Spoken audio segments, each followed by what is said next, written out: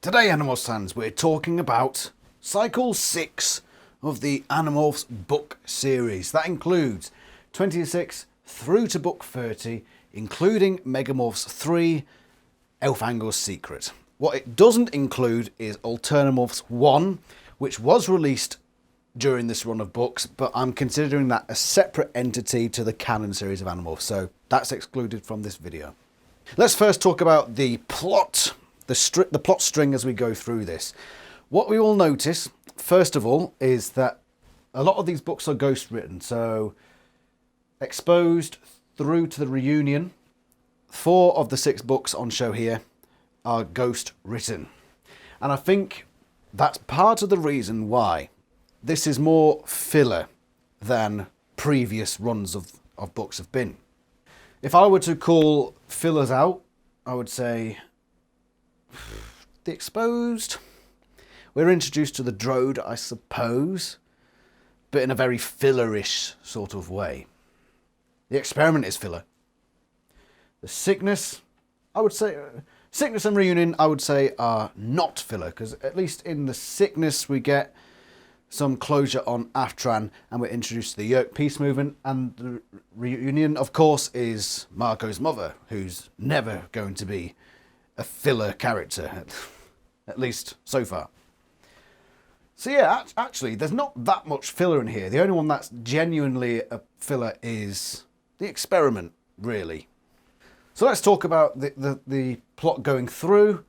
There isn't much. So even though there isn't much filler, the stories are more episodic and less like a streamlined run of plot going through. It's all very bitty. And the most prominent part of all these plots is a certain character / characters. And that is the Chi. Eric and the rest of the Chi. They are in all 5 of these ones. They're not in Megamorphs 3, but they're in all of these, and they play essential roles in all of them. So obviously, in the Attack, Eric joins the Animorphs to see the escort.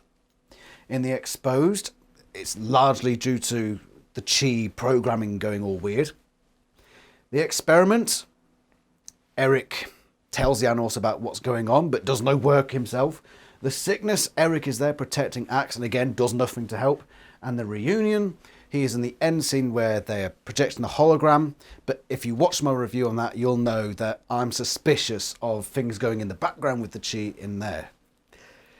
So, a lot of Chi stuff in here, a lot. And in each of these books, with the possible exception of the Attack, they're suspicious. The Chi are a really suspicious group, and in the run of this books, I've essentially come to the conclusion that I think they're up to no good. Whether that's canon or not, I don't know. I pretty much called it canon for myself earlier, but it's probably not canon for you. So yeah, a lot of good books, but not adding too much to the overall movement of the series forward. The little bits here and there, and it is very bitty, little bits thrown in, but apart from that, it's just episodic, and it's good fun. In terms of character development though, we do get a mixed bag for character development. Jake, since the David trilogy, has just been in command. And I think especially in the Reunion, where he has an interaction with Marco, we see how far he's come into taking on the leader role and discarding personal relationships for the greater good of the team in terms of their missions going forward. What we also find, especially in Elfangor's Secret and the Reunion again, is that when Jake isn't there holding the team together, they quickly fall apart and fall into disrepair somewhat. So we see Jake's a weird one because his character development is most obvious when he's not there, when he's not in the background controlling the team, moving the pieces of this chessboard. So it's strange that how you see how well Jake has developed when he's not there doing anything, which is great. I love it. Jake's development is coming along nice and smoothly. Let's talk about Cassie. Cassie is still one of my favourite characters. Very morally indecisive, a hypocrite, and we've known that for a while now. And we see little bits of that thrown into the Sickness. As far as character development goes, though, I wouldn't say she's changed that much. let's face it, The Sickness was essentially a follow-on to book 19 with a lot of the same themes coming in. So yeah, Cassie's development hasn't come too far. It's just sort of stayed roughly in the same place. Rachel, I think, yes, she's had a bit more character development this time, whereas in the past cycles, I haven't seen much of it. And to be fair, out of all the characters, she might have had the least amount overall. But we're starting to see how she is becoming that little bit more ruthless, that bit more sadistic, and how other people see that in her. We also got the part where Kryak, in the form of Drode, apparently, spoke to her and said that she was the one that Kryak wanted to switch sides, which was quite interesting. I think this is putting into position, setting the pace for her character development going forward. Of course, the next book with Rachel, is The Separation. I wonder how much character development we'll get in that, but we'll see. Tobias, very much like Cassie. Not much, and there hasn't been much Tobias development for a little while now. The last development we really got was book 23, but that wasn't so much his character development as learning about his background. So Tobias, once again, he hasn't progressed much, and that's probably partly due to the fact that, for one thing, he ain't got a narration in this cycle. But there's only so much you can do with Tobias, really. He had a few good interactions with Marco in the reunion where he was really snippy and snappy. But we've seen that from Tobias before, where he has these moments of just being all pouty and... Yeah, so that's as much as we got from him. Axe, well, not really. To be fair, though, in Elfangor's Secret, he had a little bit of development where he saw what humans were truly like. And when he saw what humans were truly like on the battlefield, he backed off. Which is a fun, not so much fun, but an interesting development for him. Going back to Cassie briefly in that one, similar sort of thing happened. But she just completely backed out because Jake died. She gone away. She just stopped being an Animorph until she got dragged onto a cobblestone as a dolphin and she had no choice but to demorph. But yeah, so that was interesting. So we played around there with how much Axe is willing to help out the humans, knowing what humans are truly like when shit hits the fan. Who are we missing? Marco. Marco in the reunion. Let's go... When Cassie, in Elfangor's Secret, stepped back from the Animorphs, when Jake died and Cassie backed off and decided she didn't want to be an Animorph anymore and she stopped. What happened in the reunion? Jake died again. Marco assumes that he died. What did Marco do? He had that moment of, oh, I could just go away, but he said, no, I've got a duty to carry on with. So we're seeing the difference between Marco and Cassie there in the space of 2 books. How Jake dies, she buggers off. Marco stays with the fight. Overall, I think, partly due to the fact that we're into the ghost-written era now, the character development for the majority of the characters has slowed a little bit. And the ghostwriters are more concentrating on how do we keep the characters in character, rather than pushing that character forward. But there are a few little bits in here. There really are. And I appreciate them when they do come around. I think actually the best book for character development is the Megamorphs book. Which... I mean, I've said before about the Megamorphs books, like Megamorphs 1 and 2, that they were just barely canon, where it was almost like the authors were just having a bit of a blast and thought, oh, I want to write about dinosaurs today, so let's write an animal story with dinosaurs.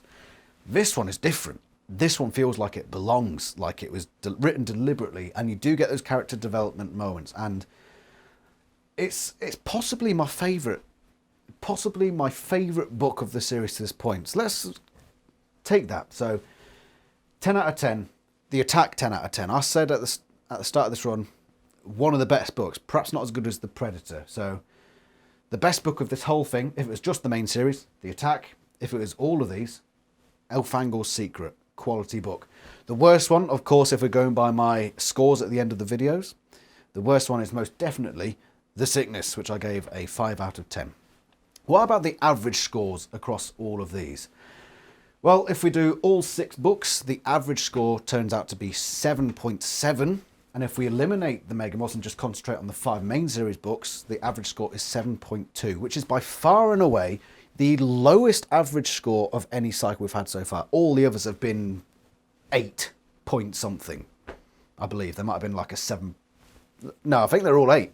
So this is by far the weakest run. Is that because 4 of them are ghost written?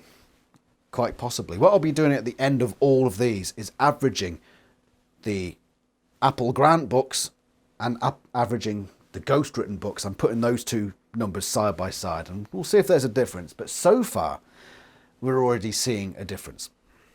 Best cover and worst cover. I decided that if I had to choose from all of these for best cover, it would be Elfangor Secret. I just like it. It's nice and shiny and fun. But if I had to choose from the 5 main series books, I actually like The Exposed the best. I like how the hair is incorporated into the morph.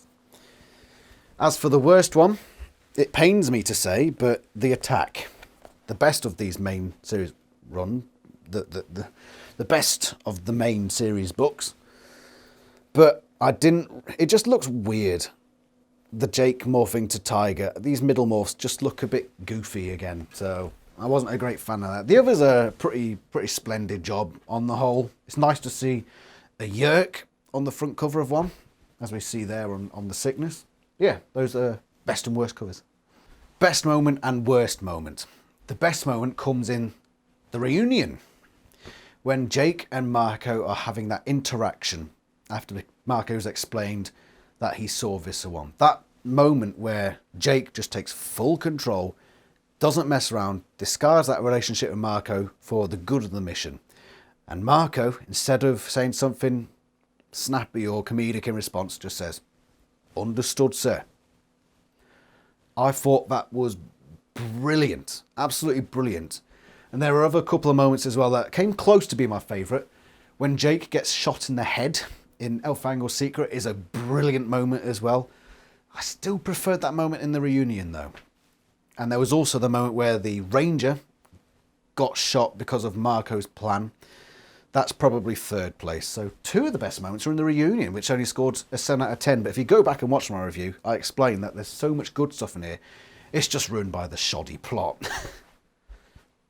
Worst moment. I couldn't single a specific moment, but in the sickness, the worst part is when the Animorphs suddenly start to get sick, even though in any logical universe they wouldn't get sick. So it's not a specific moment, it's just that period when all these animals, all the rest of the animals other than Axe are getting sick. It just made no sense, it was silly, and it's part of the reason that book scored so low, let's be honest.